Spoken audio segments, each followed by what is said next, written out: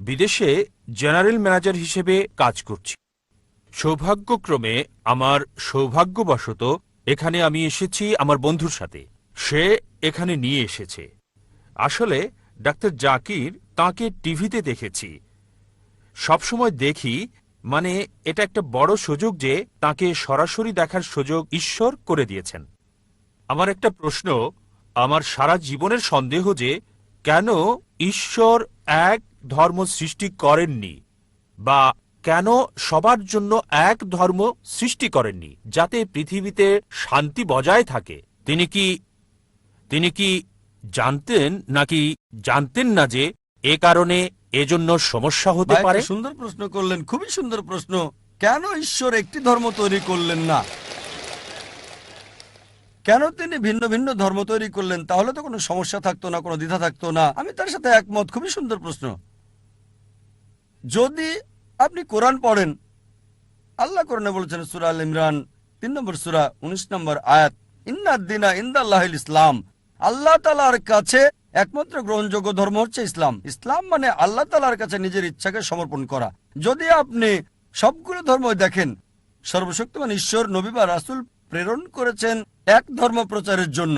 সকল নবী রাসূল আদম আলাইহিস সালাম থেকে শুরু করে নূহ, মুসা, ঈসা, মুহাম্মদ সাল্লাল্লাহু আলাইহি সাল্লাম, সকল নবীগণই আর আমাদের নবীজি বলেছেন এ পর্যন্ত ১,২৪,০০০ নবী রাসূল এই পৃথিবীতে প্রেরণ কাছে পবিত্র কোরআনে সূরা ফাতির ৩৫ নম্বর সূরা ২৪ নম্বর আয়াতে, এমন কোন জাতি বা গোত্র নেই যাদের কাছে সতর্ককারী প্রেরণ করা হয়নি। আল্লাহ বলেন সূরা রাদ ১৩ নম্বর সূরা ৭ নম্বর আয়াত, প্রত্যেক জাতির কাছে সতর্ককারী প্রেরণ করা হয়েছে। ভাই, সকল নবীগণ যারা এসেছিলেন তারা কেবল সর্বশক্তিমান ঈশ্বরের কাছে নিজের ইচ্ছাকে সমর্পণের কথাই শিখিয়েছেন। মূল কথা যা সকল নবীগণই শিক্ষা দিয়েছেন, একত্ববাদের কথা বলেছেন। তিনি কাউকে জন্ম দেননি, তার কোনো মা নেই, তার কোনো বাবা নেই, তিনি কেবল একক, তার মতো কোনো কিছু নেই।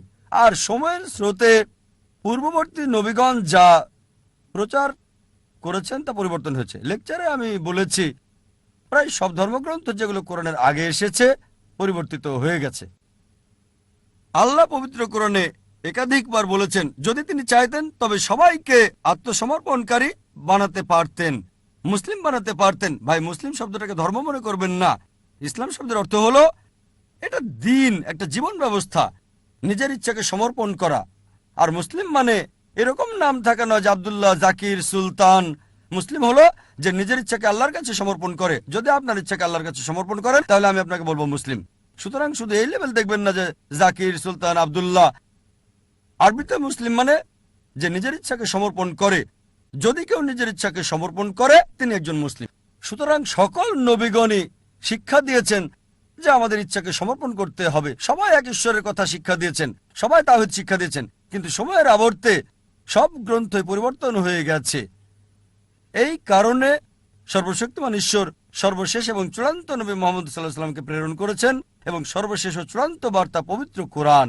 সকল নবী যারা মুহাম্মদ সাল্লাল্লাহু আলাইহি ওয়াসাল্লামের আগে এসেছিলেন এবং সকল গ্রন্থ যেগুলো কোরআনের আগে এসেছিল সেগুলো শুধু সেই সময়কার লোকদের জন্য এসেছিল। কোরআনের 4টির নাম উল্লেখ আছে: তাওরাত, জবুর, ইনজিল এবং কোরআন।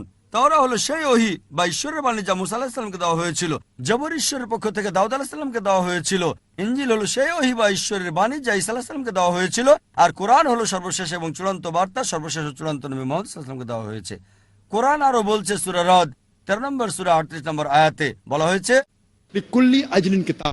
প্রত্যেক যুগেই কিতাব দেওয়া হয়েছিল, অনেক কিতাবই নাজিল করা হয়েছিল, কিন্তু সব কিতাব যা কোরআনের আগের এবং সকল নবী যারা মুহাম্মদ সাল্লাল্লাহু আলাইহি ওয়াসাল্লামের আগে এসেছিলেন তারা শুধু সেই সময় এবং সেই সময়ের লোকদের জন্য প্রেরিত। এ কারণে সর্বশক্তিমান ঈশ্বর এটাকে সংরক্ষণ করে রাখেননি। যেহেতু কোরআন হলো সর্বশেষ এবং চূড়ান্ত বার্তা, তাই এটা শুধু মুসলিম বা আরবদের জন্য না, এটা সমগ্র মানব জাতির জন্য।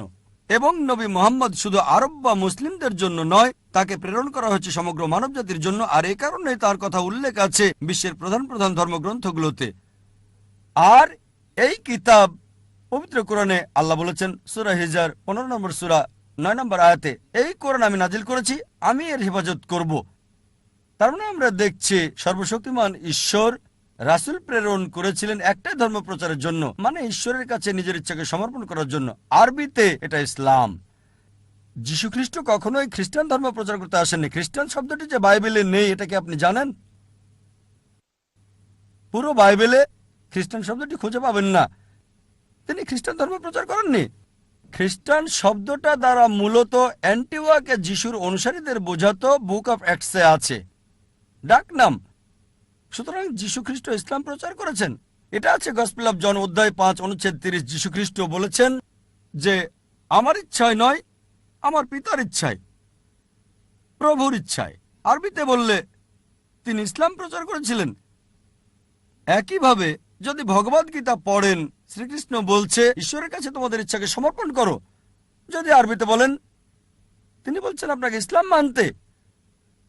সুতরাং আমরা দেখছি সব নবী রাসূলই নিজের ইচ্ছাকে ঈশ্বরের কাছে সমর্পণ করার শিক্ষা দিয়েছেন। এজন্যই কোরআন বলছে সূরা আল ইমরান 3 নম্বর সূরা 19 নম্বর আয়াতে, ইন্নাদ দীনা ইনদাল্লাহিল ইসলাম। আল্লাহর কাছে একমাত্র গ্রহণযোগ্য জীবন ব্যবস্থা হলো নিজের ইচ্ছাকে আল্লাহর কাছে সমর্পণ করা।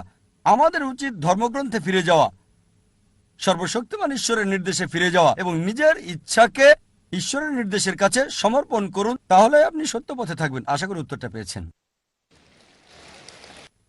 হ্যাঁ, দ্বিতীয় প্রশ্ন আমার বাম দিকে, ঠিক পিছনে। শুভ সন্ধ্যা ডাক্তার জাকির নায়েক। আমার নাম নারেশ।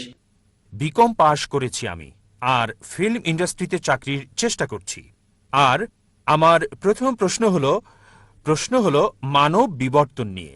মানব বিবর্তন নিয়ে কোরআন কি বলছে? কারণ একজন মানুষ স্বাভাবিকভাবে চিন্তা করুন, আদম এবং ইভ প্রথম মানুষ, মানে মানব বিবর্তনের কারণ। যদি সেই দিক থেকে ভাবেন, এখন আদম আর ইভ তিনি আমাদের আদি আদি আদি আদি পিতা, আর বলতে পারি আমরা পুত্র আর কন্যার ন্যায় তাদের। তাহলে কিভাবে আমরা নিজেরা আপন ভাই বোনদেরকে বিয়ে করছি? ভাই প্রশ্ন করলেন যে বিবর্তন সম্পর্কে কোরআন কি বলছে। আমরা এসেছি একটি কমন উৎস, আদি আদি আদি পিতামাতা আদম ইভ থেকে।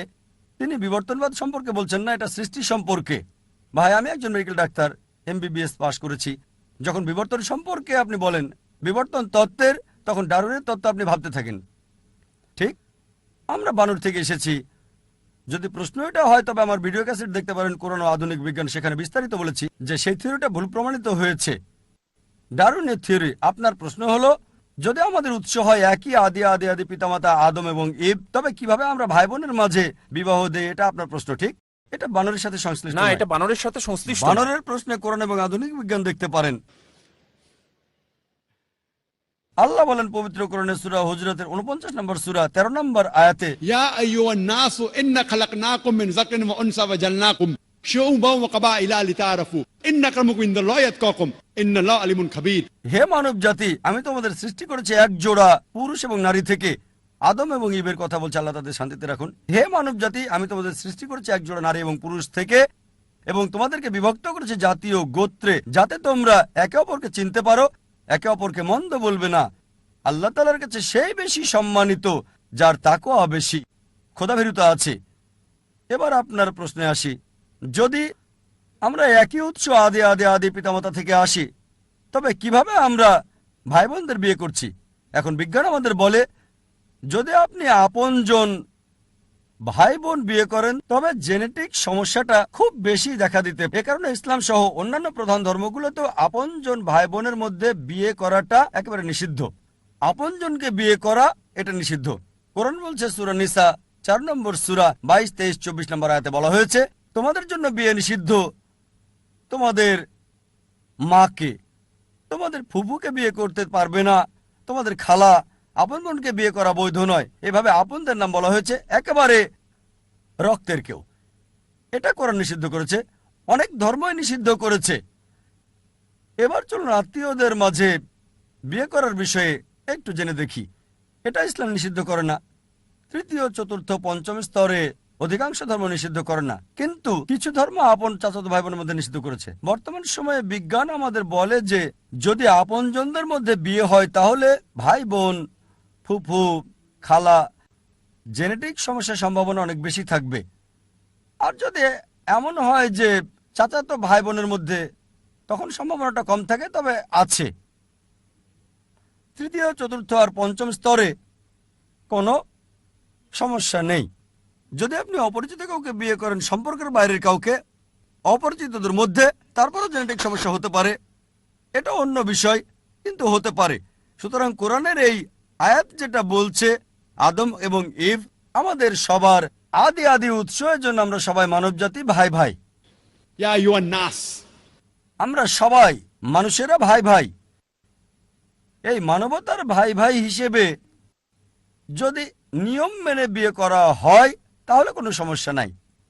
আমি আপনার সাথে একমত, যদিও সব মানুষই আপনার ভাই বোন হতে পারে, তৃতীয়, চতুর্থ, পঞ্চম, দশম, শত শত, হাজার হাজার, লক্ষ লক্ষ, যাই হোক, আমরা হচ্ছে একটা বড় পরিবার, কিন্তু তাদেরকে বিয়ে করতে কোনো নিষেধ নাই, এমনকি বৈজ্ঞানিকভাবেও কোনো সমস্যা নাই।